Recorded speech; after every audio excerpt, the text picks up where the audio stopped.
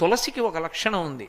అయితే తులసి ఎప్పుడు పడితే అప్పుడు కొయ్యకూడదు. కొన్ని కొన్ని తిథులు ఉన్నాయి, ఆ తిథుల్లో తులసి చెట్టును ముట్టుకోకూడదు, పత్రి కొయ్యకూడదు. ఆ తులసి తెచ్చి ఇంట్లో ఉంచుకుంటే మీరు కొన్నాళ్ల పాటు పూజ చేయొచ్చు.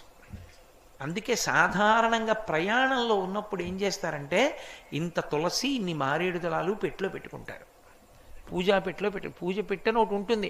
ఎవరికైనా అలవాటు ఉంటేను బట్టలు తప్ప అవన్నీ ఎందుకండి మాకు అనుకునే వాళ్ళకి అవన్నీ ఎందుకు, కాసిన మారేడు దళాలు కలిసిన తులసి పెట్టుకుని తాను ఎక్కడున్నా దీంతో పూజ చేస్తాడు.